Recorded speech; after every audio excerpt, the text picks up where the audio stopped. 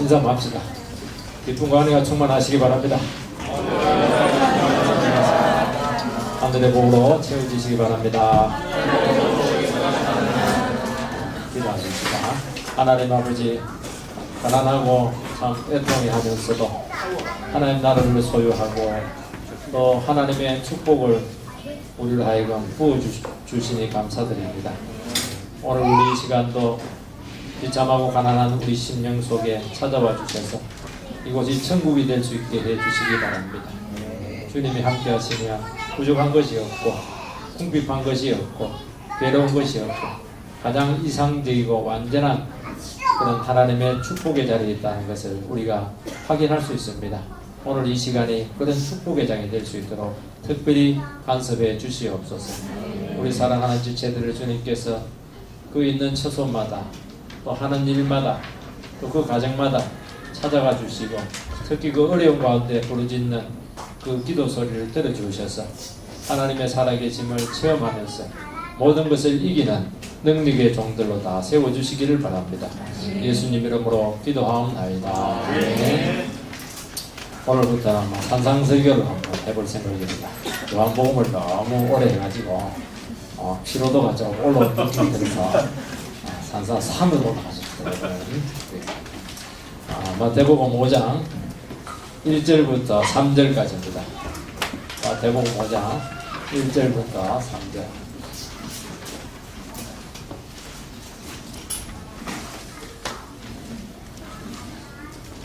교도하십시다. 예수께서 무리를 보시고 산에 올라가 앉으시니 제자들이 나온지라. 같이 읽읍시다. 심령이 나가는 복이 나니 천국이 그들의 것이요. 비행기가 이제 만들어지고 나서 이 비행기가 음속을 이제 통과하는 그치 어려운 문제였다고 합니다. 새로운 도전이었고 가보지 못한 속도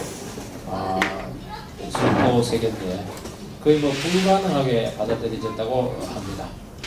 음속의 단위를 이제 마하로 표현을 하게 되는데 시속 1200km, 초속 300m 그걸 넘어서야 이제 음속을 통과한다 이렇게 합니다.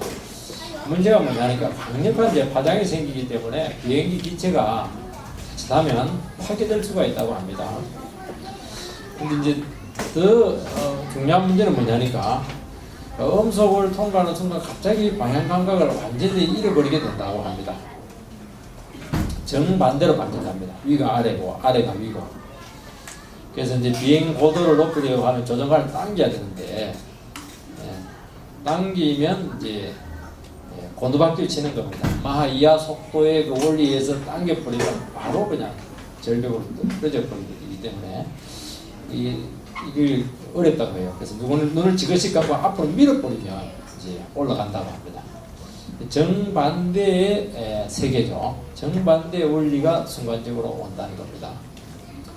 이 산상설교는 천국 백성들의 이제 삶의 원리를 기록하고 있습니다. 근데 이 삶의 원리는 우리가 살아가는 이 세상의 원리와 정반대입니다. 세상은 부한 자, 성공한 자, 가진 자, 경쟁에서 이긴 자, 장수한 자, 올라간 자가 인정을 받습니다. 근데 하나님 나라는 가난한 자, 슬픈 자, 온유한 자, 핍박받는 자, 평화를 위해서 손해보는 사람, 이런 사람이 이제 복이 있다. 완전히 이제 반대의 개념을 가지고 있습니다. 주님께서는 이 세상을 살아가고 있는 자기 백성들을 바로 이런 세계, 이 세상과 전혀 정반대와 같은 그런 세계로 끌고 가고 계십니다. 그래서 이제 자칫하면 여러분 산상설교를 같이 설교를 하고 산상설교를 듣게 될 때 위험할 수가 있습니다. 이거 가만히 듣고 보면 세상에 이런 삶이 어떻게 있을 수가 있느냐. 오른밤을 때리게도 왼밤을 갖다 대라. 이게 뭐 말도 안 되는 소리다. 그래서 잘못하면 나는 도저히 이런 삶을 살 수 없다. 그래서 도망가는 사람이 있습니다. 반대로 산상설교는 또 기준이 너무 높지 않습니까? 고차원적이고 고상하기 때문에 세상과 전혀 다른 원리로 살아가야 하기 때문에 실제 삶 가운데서 그렇게 이제 못 살게 된다는 것이죠. 그러면 이제 늘 마음속에 죄책감, 정죄감, 눌리는 이런 것들에 이제 시달릴 수가 있다는 겁니다. 근데 분명히 주님께서는 복된 삶이다 그렇게 했고 천국을 경험한다 이렇게 했는데 이게 참 이율배반적인데 이게 간단하지 않습니다. 이것은 우리 힘으로 되는 것이 아니고 결국 주님의 인격과 사역과 주님의 손길을 통해서만이 가능한 그런 삶이다 하는 것을 이야기하는 것입니다. 그리고 또 뒤집어서 이야기하면 어떻게 보면 온유하고 애통하고 가난하고 얼마나 비참합니까 현실적으로. 그렇게 고통받고 비참한 처지에 있을지라도 주님이 손길이 함께 한다면 최고로 행복하던 지복의 삶 상태로 우리가 얼마든지 살아갈 수 있다. 엄청나게 소망을 주는 그런 말씀이 될 수 있다는 것입니다. 이 나라가 주님과 함께 우리와 함께 얼마든지 현장에 찾아올 수 있기 때문에 그렇게 하는 것입니다. 그래서 오늘 정말 축복의 장이 되기를 주님의 이름으로 축원드립니다. 첫 번째는 이 서론적인 고찰을 좀 할 필요가 있습니다. 이 마태복음의 주제는 여러분들이 알다시피 모르죠? 알다시피 했지만 마태복음의 주제는 하나님의 나라입니다. 천국입니다. 하나님 나라는 눈에 보이지 않는 비가시적인 나라입니다. 예수님이 이 세상에 육신을 입고 오심으로써 그 나라를 이 땅의 인간의 현실 속으로 몸소 가지고 오셨다는 겁니다. 그러니까 비가시적인 하나님 나라가 우리 곁으로, 우리 속으로, 우리 인간 현실 속으로 오게 되었는데 그 나라 가운데 살아가는 법에 대한 가르침들을 요약해 놓은, 간추려 넣은 이 원리가 산상설교라고 하는 것입니다. 마태복음 4장 17절 말씀을 찾아볼 필요는 없어요. 읽어보겠습니다. 이때부터 예수께서 비로소 전파하여 이르시되 회개하라 천국이 가까웠느니라 하시더라. 예수님은 세례 요한이 잡히신 후에 본격적으로 하나님 나라를 전파합니다. 하나님 나라를 전파하니까 누가 나타나냐니까 온갖 병든 사람들, 정신병자들, 불구자들, 결핍을 가진 사람들이 나타났습니다. 그래서 예수님께서는 직접 그들을 만지시고 치료하시고 북돋아 주시고 회복시키시고 대화하시고 이렇게 했습니다. 그렇게 하니까 또 많은 무리들이 더 예수님께 나오는 것입니다. 그래서 이들에게 어떻게 했냐니까 예수님의 손길을 체험한 그런 영혼들에게 오늘 이 설교를 산상설교를 해주고 있는 것입니다. 1절 2절 말씀을 보면 예수께서 무리를 보시고 산에 올라가 계시니 제자들이 나온지라 입을 열어 가르쳐 이르시되 예수님은 그들의 필요를 채우신 후에 특별한 가르침을 하시기 위해서 산으로 올라가십니다. 산으로 올라가면 우리 생각할 때 뭐 고상하고 신비적인 가르침을 하겠다 생각할 때 전혀 그렇지가 않습니다. 그들의 비참하고 공고한 삶 가운데 가까이 임한 그 하나님 나라를 가르치는 것이고 그 의미에 대해서 한번 그들과 함께 그들에게 지도를 하기 위해서 그렇게 하신 것입니다. 그 예수님 산상설교를 듣기 위해서 나온 그 무리들은 이미 예수님의 인격과 사역을 통해서 정말 예수님을 경험한 사람들입니다. 어떻게 보면 좀 부족하지만 천국, 하나님 나라를 이미 어느 정도 맛을 본 사람들인 것입니다. 그래서 산상설교는 믿지 않는 하나님 나라 전혀 관계없었던 그런 백성들에게 주신 교훈이 아니고 하나님 나라를 맛봤던 예수님의 인격 한번 스쳤던 그런 영혼들에게 주신 원리라는 것입니다. 어떻게 보면 예수와 관계없는 사람들은 이 가르침이 사실은 의미가 없습니다. 좌절감만 있고 전혀 상관이 없는 것이고 이 산상설교 중에서도 오늘 나오는 이 팔복은 인생들이 겪는 불빛과 비참한 현실 가운데 특히 하나님을 의지하면서 살아가는 백성들이 얼마나 이 세상 살아가는데 얼마나 힘이 들고 한계가 많습니까? 그런 비참하고 어려운 현실 가운데서도 얼마든지 지옥의 상태에 가장 복된 상태, 가장 행복하고 풍성한 삶을 얼마든지 살아갈 수 있다. 그런 소망을 주는 그런 말씀인 것입니다. 그래서 단지 이 팔복은 천국 백성들이 될 수 있는 그런 방법, 그걸 이야기하는 것이 아닙니다. 천국 백성들이 될 수 있는 것은 예수님을 인격적으로 믿는 것이죠. 체험하는 것입니다. 고백하는 것이죠. 팔복은 그런 하나님 백성들의 성격을 규정하고 있는 것입니다. 하나님 나라 백성은 이런 성품과 성향을 가지고 있다는 것이죠. 어떤 성향입니까? 심령이 가난해요. 애통해합니다. 온유합니다. 의에 줄이고 목마르죠. 다른 사람을 불쌍히 여깁니다. 이런 성향을 하나님 백성들은 가지고 있는 것입니다. 마음의 문제라는 것이 마음의 문제. 여러분 알다시피 하나님 백성들은요, 두 나라를 소유합니다. 이 세상 나라가 있고 하나님 나라가 있지 않습니까? 하나님 나라가 이제 본 나라가 되었고, 이 나라에서 진정한 것을 다 얻게 되는 것입니다. 진정한 생명을 얻고, 진정한 행복을 얻고, 능력을 얻고, 축복을 얻게 되는데, 그것을 알고 누릴 수 있기 때문에 얼마나 이 세상 가운데, 이 세상이 아무리 비참하고 어려울지라도 너무나 많은 그 풍성한 그 세계 가운데서 공급을 받기 때문에 최고의 복된 삶을 살아가는 그런 존재가 누구냐? 예수 믿는 사람들이다 하는 것입니다. 영적으로 참 물뿐인 인간들도 있지 않습니까? 파산자도 있어요. 가난한 사람도 있고 모자란 자도 있고 막 영적인 어떻게 보면 막 거지들, 이 세상 가운데 비참한 사람들, 이 사람들에게 복이 많은 것입니다. 거기서 세상은 놀라는 것이에요. 어떻게 이런 세상이 있을 수가 있느냐 하는 것입니다. 인간의 모든 희망을 포기할 수밖에 없는 현실 상황 속에서 얼마든지 하나님의 통치가 예수님의 인격적인 관계를 통해서 우리에게 오게 되고 실현될 수 있다 하는 것입니다. 그래서 절망적이고 하나님의 복이나 관심조차 받을 수 없는 어떻게 보면 완전히 되어진 것처럼 간주되는 영혼들에게도 최고의 삶을 누리게 된다는 것입니다. 여러분 팔복을 여러분들이 기억을 해야 되는데요. 이거 크게 8가지지만 어떻게 보면 9가지입니다. 9가지인데 두 부분으로 나눌 수가 있습니다. 처음 4가지는 개인의 상태를 이야기합니다. 마음이 가난한 거, 애통한 거, 온유한 거, 의에 줄이고 목마른 거, 그 사람의 마음의 상태인 것은. 그 다음 뒤에 나오는 거, 긍휼히 여기는 거, 청결한 거, 이런 것들은 자기 개인의 상태일 뿐만 아니라 그 개인의 상태가 어떤 대상에게 나타나게 되는 것입니다.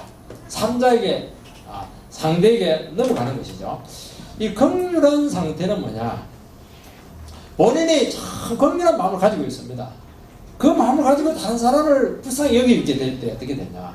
하나님은 그 사람에게 또다시 긍휼을 주신다는 것이죠. 상대가 있어야 오는 것이죠. 여러분 마음이 청결하다고 하는 것은 단순히 순수한 것이 아닙니다. 마음이 청결한 것은 마음이 흐리멍텅하게 그런 것이 아니에요. 그런 것 없이 순결한 마음인데요. 그게 혼자 순결한 게 아닙니다. 어떤 대상을 향하고 있어야 되는 것이죠. 하나님께서 순결해야 되는 것이죠. 일편단심, 춘향이 같은 어떻게 보면 인간적으로 말하면 이게 순결한 겁니다. 그 마음이 뭐 착하고 깨끗한 그거 아무 상관없어요. 반드시 어떤 인격이나 대상에 대해서 한 마음을 가지고 있는 것이 이게. 여러분 남편이 그 순결하다고 하는 것은 자기 부인만 딱 지향을 해야 그 순수한 겁니다. 나는 깨끗해 이렇게 했는데 딴 여자 만나고 이거는 흉악한 거죠. 그래서 그건 청결한 게 아닙니다. 대상이 있어야 되는 것이죠. 두 번째는 그러면 심령이 가난한 자는 누구냐 하는 문제입니다. 3절 말씀을 보면 심령이 가난한 자는 복이 있다 그렇게 말씀합니다. 이 가난하다고 하는 것은 궁핍한 겁니다. 궁핍한 게 뭐냐? 돈이 없어도요 궁핍을 느끼지 않는 사람이 있습니다. 그 사람은 가난한 게 아닙니다. 그래서 행복도를 측정할 때 보면요 후진국 사람들이 돈 많은 우리나라보다 훨씬 행복도가 높아요. 그래서 가진 거하고 반드시 비례하는 게 아닙니다. 궁핍이라고 하는 것은 현실에서 돈이 많아도 궁핍을 느끼면 또 어떻게 보면 가난한 것이 반대로 될 수 있는 것이죠. 그러니까 이 궁핍이라고 하는 것은 현실에서 꼭 필요한 것이 있는데 이게 없는 겁니다. 반드시 있어야 되는데도 불구하고 없을 때 이것은 가난한 것입니다. 돈이 있어요. 또 집이 있습니다. 그렇게 살아도 가난할 수 있는 것이죠. 왜냐하면 꼭 있어야 될 것이 없을 때 가난한 거예요. 애가 없어요. 꼭 있어야 되는 우리 집에는. 그러면 가난할 수 있는 겁니다. 그 있을 때까지는 이게 채워지지가 않습니다. 심령이라고 번역된 이 헬라가 이제 퍼뉴마 그 단어인데 정신, 영, 신 이런 의미를 가지고 있습니다. 사람의 신, 영, 이것이 이제 가난한 자가 복이 있다. 참 사실은 어려운 말입니다. 이 정신이 가난한 게 뭘까? 영이 가난한 게 뭘까 하는 것이죠. 그 사람 마음속에 막 욕심이 없는 사람이 있어요. 아무것도 욕하는 것도 없고, 이 사람이 이 말하면 이리 가고 저 사람이 저 말하면 저리 가고 나가는 대로 이렇게 살아가시는 분들이 있습니다. 이게 영이 가난한 사람, 마음이 가난한 사람이냐? 그거는 가난한 사람이 아니고 우리 식으로 하면 등신이죠. 등신. 어떤 분은 정이 참 너무 많아요. 다른 사람이 힘들어하면 막 자기 일처럼 아파해하고 그렇게 고민하고 힘들어합니다. 정말 마음입니까? 그래서 어떻게 보면 심령이 가난 이런 것이 없다 하는 것이 그러면 가난한 것이냐? 이런 사람은 목석 같은 사람인데 비인간적인 인간인데 어떻게 이 사람이 천국 백성이 될 수가 있겠습니까? 어떤 분들은 신념도 없는 아주 약체 같은 사람이 있어요. 자기 주장 중심이 없습니다. 무슨 일을 할 수가 없는 사람이 있습니다. 자가 약한 것인데 이런 사람은 무능한 사람이지 천국 백성이라고 할 수 있는 것은 아닙니다. 어떤 분들은 예의상의 겸양을 이렇게 취하는 분이 있습니다. 당신 대단합니다. 뭘요? 별로 저는 뭐 하는 게 없습니다. 그렇게 하시는 분들이 있습니다. 아무것도 아니라고 겸양을 하지만요. 네, 이런 사람들 딱 이렇게 경험을 해보고 이렇게 하면요. 실제로 막 중요한 부분에 있어서 이권에 관계되는 문제에 있어서는요. 얼마나 욕심을 부리고 더 가지고 하는 것을 참 많이 보게 됩니다. 속으면 안 돼요. 사람들이. 속으면 안 됩니다. 막 어디가 막 울고 이렇게 하는데요. 나중에 그거 믿으면 안 됩니다. 자기를 부인한다고 해서 사람이 마음이 귀해지는 것도 아닙니다. 어떤 분은 복을 받기 위해서 그럼 좋아. 성경에 가난한 자고 슬퍼하고 온유한 자가 복 받는다. 그런데 에이 가난해지자. 슬퍼하자. 울자. 마음이 부들부들해지자. 그러면 고통만 당합니다. 아무 사람 절대로 복이 안 옵니다. 여러분 신령이 가난하다는 것은 영적인 빈곤인데 이 겸손 이런 차원이 아니에요. 어떤 분들은 영적인 수준과 차이를 아주 떨어지시는 분들이 있습니다. 이게 가난한 것이냐? 그것도 아니에요. 이것은 미성숙한 겁니다. 이것은 옳지 못한 것이죠. 이 가난이 뭐냐? 빈곤의 상태죠. 빈곤이라고 하는 것은 절대적인 빈곤은 아니라고 분명히 얘기했습니다. 반드시 자기에게 있어야 되는데 그게 없는 겁니다. 이때 엄청난 빈곤을 느끼는 것이죠.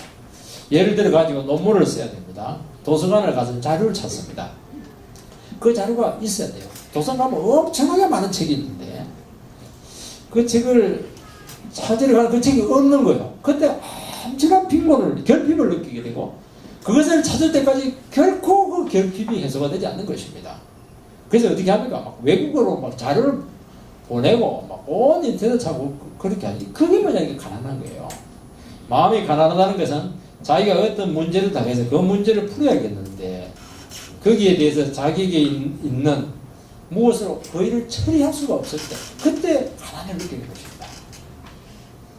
자기를 바라보니까 처리할 만한 재료도 없고 능력도 없고 자질도 없고 힘도 없고 없는 거예요. 없는 거예요. 뭐라고 합니까? 나에게는 이것이 없구나. 어떻게 할 수가 없네. 스스로 할 수 없다는 것을 뼈저리게 느끼고 발견하는 것이 뭐냐? 이것이 심령이 가난한 것입니다. 쉽게 말해서 자기 힘으로 할 수 있는 것이 만만한 것이 아무것도 없다는 것을 아는 것이 가난한 것입니다. 반대로 여기서 마음에 부유한 사람은 자신만만합니다. 나는 마음만 먹으면 오는 것을 다 할 수 있다. 이것은 마음이 부유한 사람인 것이죠. 이것을 우리는 신앙적으로 영적으로 적용을 할 수가 있습니다. 하나님 나라의 일이고 하나님께서 하기를 바라시는 귀한 뜻이 있다고 생각을 해보시기 바랍니다. 그런데 자기를 보니까 그것을 할 수 있는 방법도 없고 능력이 없는 겁니다. 그때 영적으로 심각한 결핍을 느끼는 것입니다. 저는 이 설교를 준비할 때마다 그 말씀을 해석하고 적용하는 것이 쉽지 않습니다. 지난주에 뭐 크게 능력 있게 설교했으면 다음 주도 더 크게 능력 있게 설교를 주시고 이래야 될 텐데 그리 안 해요. 더 바닥을 칠 때가 많습니다. 하나님의 말씀으로 이 성도들의 영혼을 살피우고 먹여야 되는데 그걸 할 수 있는 능력이 없는 거예요. 또 자질이 없어요. 설교를 준비할 때마다 심각한 자질감을 느끼게 됩니다. 이게 뭐냐니까 설교를 준비할 때마다 느끼게 되는 결핍 현상이에요. 이게 이게 있으면 되는데 없는 거예요. 없어요. 이게. 하나님의 말씀은 내 힘으로 해석하고 풀 수가 없기 때문이죠. 이것이 뭐냐면 가난한 상태에 있는 것입니다. 문제는 내가 자질이 없고 못한다고 해서 그것을 포기할 수 있느냐. 그걸 포기할 수가 없는 것입니다. 제가 설교하면 어떻게 해요? 영혼들이 뭐 지금 굶는 것 좀 고사하고 나도 굶어야 되는 거예요. 안 되는 거예요. 반드시 필요하고 꼭 해야 되는 일이고 그것을 위해서 주님께서 나를 부르지 않았습니까? 하나님 나라에서. 여러분요. 그냥 있어도 되고 없어도 되고 그만인 것은 이것은 절대로 결핍으로 오지 않습니다. 반드시 해야 되고 중요한 일인데도 불구하고 그것을 충당할 수 없을 때 심한 결핍을 느끼는 것입니다. 막 오금이 저려오고 그게 해소될 때까지 견디지 못하는 거예요. 다른 일을 손 잡히지 않습니다. 하다가 안 되면 중도에 그만두지. 이것은 결핍이 아니에요. 그래서 그러니까 결국 어떻게 됩니까? 주님 앞에 나가서 자신의 무능과 결핍을 고백하게 되고 간절히 주님을 붙들게 되는 것입니다. 주님이 힘을 주셔야 되고 말씀을 깨닫게 주셔야 되고 막힌 이 길을 열어주셔야 된다는 것입니다. 내가 백날 수고해도 내 길이 안 열리는 겁니다. 분명히 이 길을 가야 됩니다. 이 깃밭이 뜻인데 안 되는 겁니다. 자기를 의지하지 않고 절실하게 하나님만 의지하고 주님께 모든 것을 맡기면서 몸부림치는 것입니다. 이것이 가난한 것입니다. 여러분이 마음의 가난한 상태를 가장 잘 보여주는 것이 뭐냐니까 다윗 사건입니다. 다윗은 아들 압살롬의 반정으로 뭐 황급하게 왕궁을 떠나는 몽진이죠. 하게 됩니다. 그때 이제 사울의 집 족속 중에 시므이라고 하는 사람이 따라가면서 재를 던져가면서 돌을 던져가면서 비루한 자여 온갖 저주 다윗을 죽게 되면 막 그래 꽃이다 이렇게 하면서 온갖 저주를 다 퍼붓게 됩니다. 그때 군대장관 아비새가 있다. 죽은 개 같은 놈을 내가 당장 손으로 처리하겠다고 그렇게 했을 때 다윗은 그렇게 하지 못하게 합니다. 다윗이 도망을 가고 있지만 아직 왕권을 빼앗긴 것은 아니고 여전히 왕입니다. 아직 완전히 패한 것도 아니고 일시적으로 피해서 다시 반격할 수 있는 것입니다. 그리고 다윗은 왕으로서 왕을 저주한 사람이기 때문에 얼마든지 그 사람 끝낼 수 있는 것이죠. 다윗은 아들이 모반을 나고 저주를 하고 있는데 사울 집의 사람이 저렇게 나오는 것도 다 이유가 있다고 보았던 것이 이 모든 상황이 이렇게 된 것도 전부 다 하나님께로 왔다. 그렇게 자기는 받아들이는 것입니다. 중요한 것은 인간의 저주가 아니라는 것이죠. 그러면서 어떻게 하냐니까 그 어렵고 비참하고 저주받는 그런 힘든 상황 가운데 어떻게 마음을 쫙 가난하게 가지고 그 상황까지 주님께 붙들려야 하는 것입니다. 자기 것을 할 수 있는 걸 모든 걸 안 하는 겁니다. 심판을 자기가 없거든요. 그러면서 어떻게 하냐면 자기를 절대 주님께 맞추는 것입니다.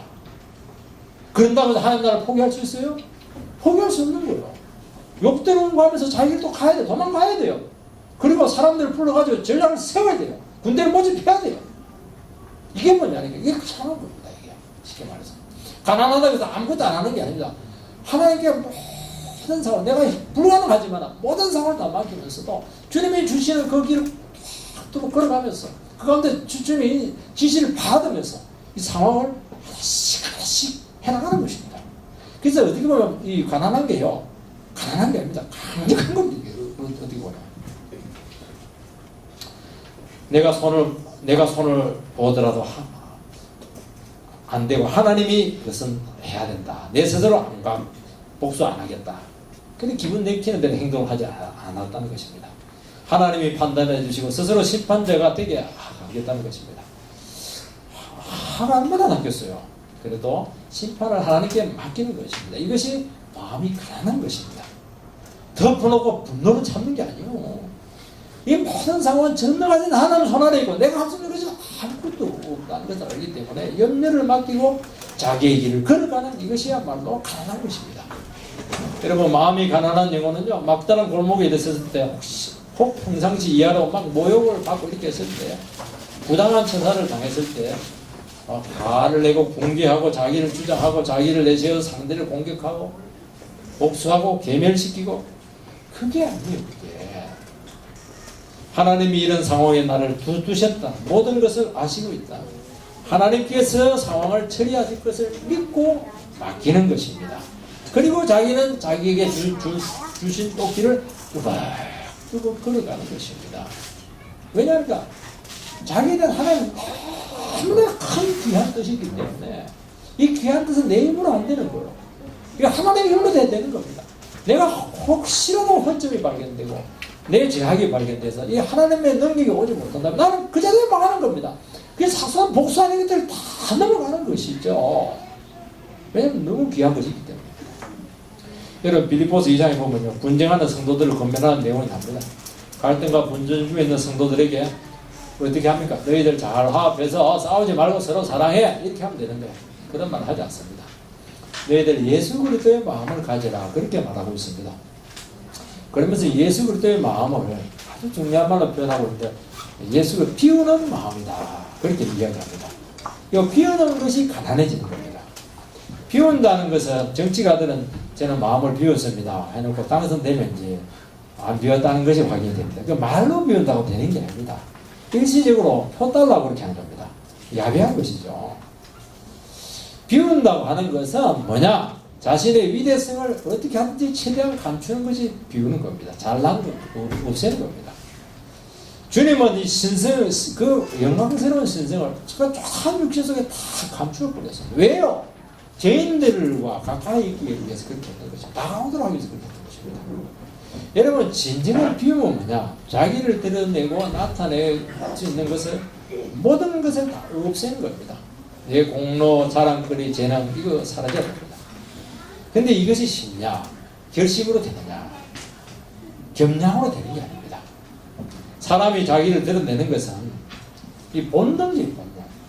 그걸 드러내서 위대성을 발판으로 삼아서 자기가 더 위대해지고 싶고, 그런, 이, 어떻게 보면요, 인간 최초의 그 아담적인 그런 올라지 강하고 싶은 그런 본성이 우리 속에 있기 때문입니다. 어떻게 배워야 됩니까? 주님처럼 배우면 돼요. 주님은 어떻게 배웠습니까? 종의 형체가 되셨다고 말씀하고 있습니다. 종은 섬기고 주인의 뜻에 따라서 살아가는 존재지 않습니까? 하나님의 아들이셨지만 고난받는 종이 되었던 것입니다. 사람의 모양으로 나타나셨고 십자가 죽기까지 했습니다. 주님이 자기 자신을 비우고 낮아지신 것은 하나님의 뜻에 대한 순종이었고 결단이었습니다. 그래서 비참한 처지에서 죄인들을 구원하기 위해서, 구속하기 위해서 그렇게 했던 것입니다. 동일시 죄인의 자리까지 간 겁니다. 종의 형체가 된 거예요. 인간과 똑같이 된 겁니다. 이게 뭐냐면 비우는 겁니다. 이게 말해서.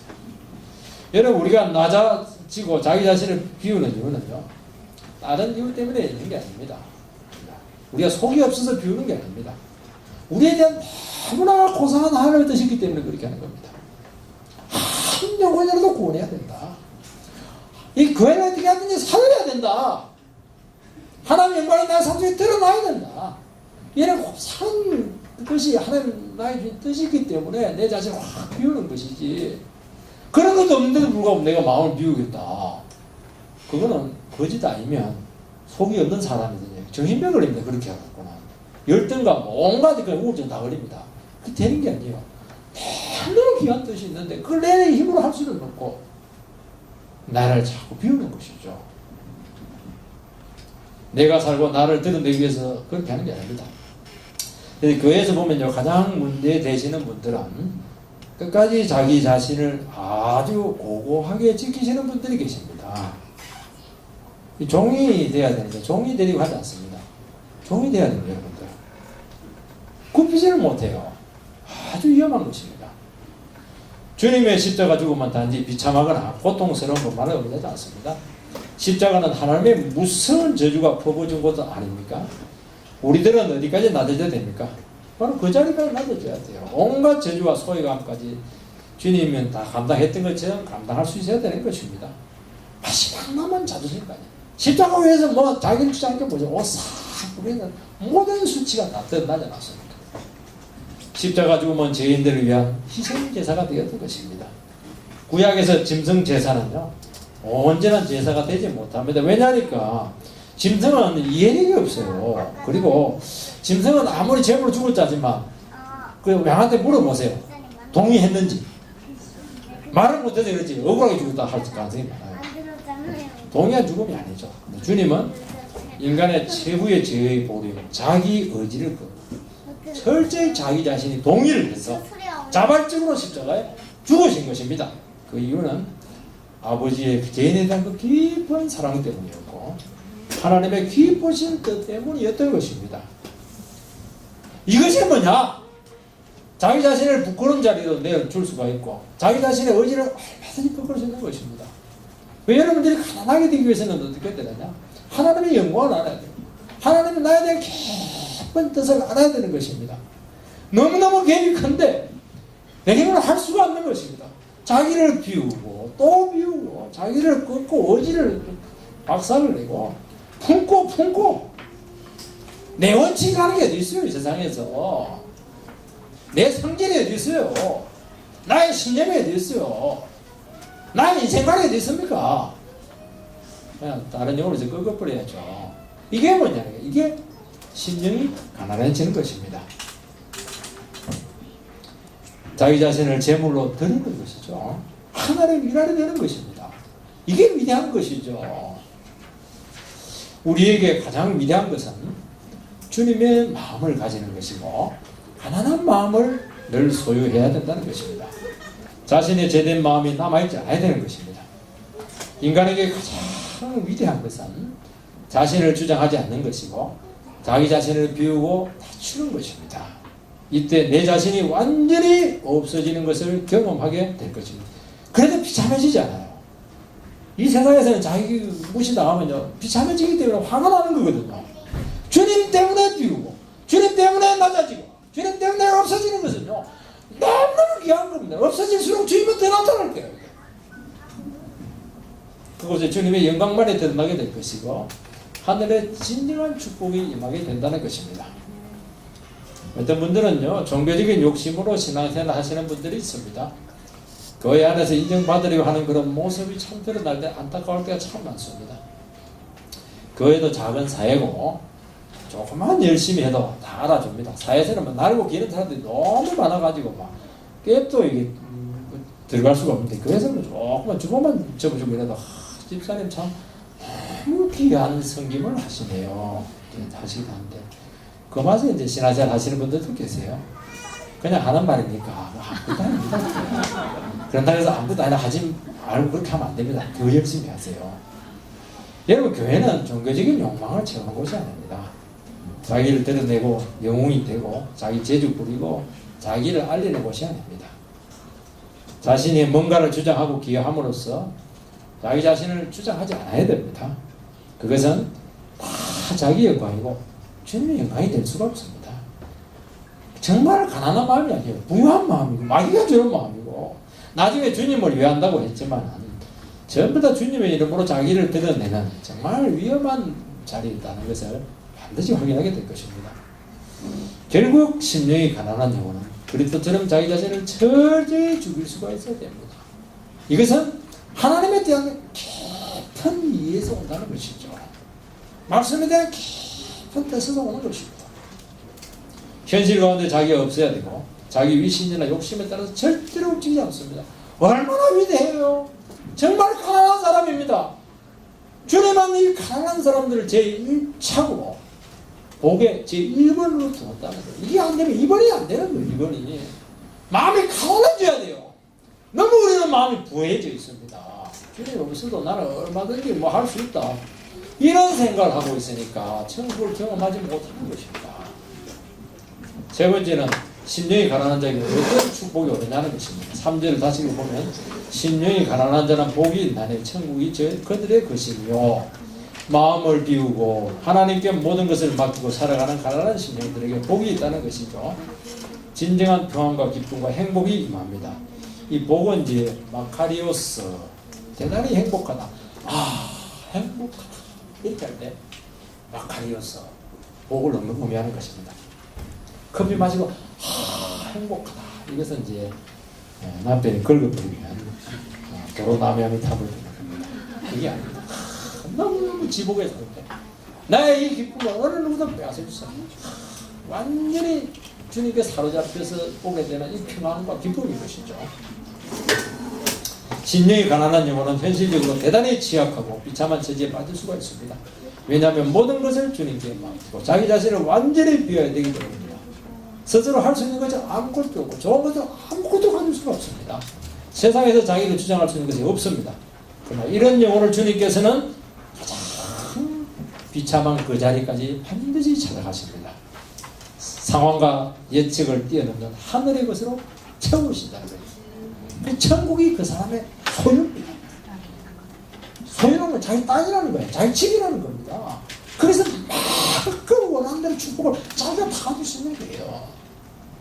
예를 들어보겠습니다. 마리아가 가브리엘 천사가 와가지고 네 몸에서 예수님이 나타나게 될 것이다. 그렇게 했더니 이해가 안 됐습니다. 설명을 듣고 나서 내 몸은 내 몸 아닙니다. 주님께 내 몸 맡기겠습니다. 계집종이네 주의 뜻대로 될지어다. 이 말이 이런 말이지. 그 여자 재정신 그게 말해서 처녀가 자기 태를 빌려주고 결혼 안 했는데 이제 끝난 겁니다. 그러면서 뭐가 나옵니까? 위대한 마리아의 찬가가 나옵니다. 하나님 나라가 그것이 임하는 거예요. 가난한 자를 부하게 하시고 진도에 엎은 자를 이렇게 세우시고 낮은 자를 높이시고 부자를 공수로 보내시고 내가 제일 비참한 자로 왔는데 내가 최고로 복된 자로다. 이런 고백을 자기 입으로 하게 되는 거예요. 왜요? 그 가운데 하나님 나라가 임했기 때문에 그렇게 하는 것입니다. 여러분요, 하나님께서 개입하여서 하시게 될 때 그것은 하나님 나라가 되면서 단지 마음의 기쁨만 있는 것이 아니고 혁명적인 변화를 우리 삶 가운데 경험을 하게 되는 것입니다. 한나가 자녀 없는 상태에서 버린 나의 공격으로 피할 곳이 있게 되었을 때 몸부림치듯이 기도합니다. 그 기도를 들으시고 아들을 낳았을 때 아들 한 사람 태어난 것이 아닙니다. 그의 신분이 확 회복되고 세상이 변화가 되는 것입니다. 이 마리아의 창가의 원류가 한나의 창가의 창과 똑같아요. 그 비참한 자리에서 마음을 가난하게 해서 복수하지 않고 철저히 주님께 사로잡혀 있을 때 한순간의 상황이 주님께서 개입해서 상황을 바꾸면서 이 세상 전체를 바꿔냈던 것입니다. 어떤 사람들은 세상을 자꾸 바꿔야 된다 해서 자꾸 조직을 바꾸고 이렇게 하는데 그러면 안 돼요. 그러면 안 됩니다. 하나님께 잘 사로잡혀서 살아야 됩니다. 주님께서 개입해서 한순간에 가정을 바꿀 것이고 교회를 바꾸고 사회를 바꾸는 것입니다.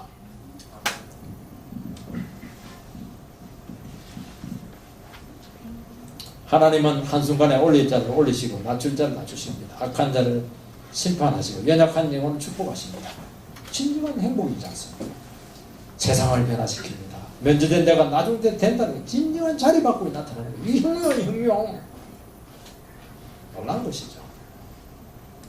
복받을 하나님 나라를 소유하게 된다는 것을 이야기하는 것입니다. 그래서 우리가 아무리 비참한 처지고 아무리 절박한 처지인데 이때 어떻게 생각해야 되느냐. 이때 복받을 수 있는 최고의 기회구나. 이때 성질 부리면 복 다 날라갑니다. 야, 이때 내 마음을 지키고 그래 하는 뜻이 있겠지. 나는 너무너무 중요한 사람이야. 나는 여기서 하나님과 함께 하나님 나라를 한 번 더 실현해 보겠다. 세상을 바꿀 겁니다. 자기도 바꾸게 되고 위대한 일이 일어나게 될 것입니다. 이런 축복의 임하게 되기를 주님의 이름으로 축원드립니다. 우리 오늘 이 말씀을 가지고 한번 기도하는 시간을 가지겠습니다. 심령이 가난한 것은 연약한 것이 아닙니다. 어떻게 보면 제일 위대한 능력의 사람이 되는 것을 이야기하는 것입니다. 우리 하나님 말씀의 은혜를 받아서 우리 마음이 가난해질 수 있도록 해주시기 바랍니다. 다 가져가라고 하세요. 원하는 대로 다 주세요. 아무 상관없어요. 그거는 껍질에 불과한 것이에요. 그것은요 반드시 필요한 것은 아니에요. 반드시 필요한 것은 왜 우리가 반드시 필요한 것을 못 가지느냐. 이것은 하나님께서 주셔야 되기 때문에 그렇게 하는 거예요. 우리는 하나님께서 주셔야 될 반드시 필요한 것들이 있거든요. 이것을 붙잡고 기도해야 되는 것이지. 그래서 그 다른 거 찾는 것이지. 그렇게 하면 안 되는 겁니다. 우리가 이 문제를 가지고 참된 우리 상황을 바라보면서 정말 내 속에 복이 임하고 하나님 나라가 임하는 그런 간구하는 기도를 드리시기 바랍니다.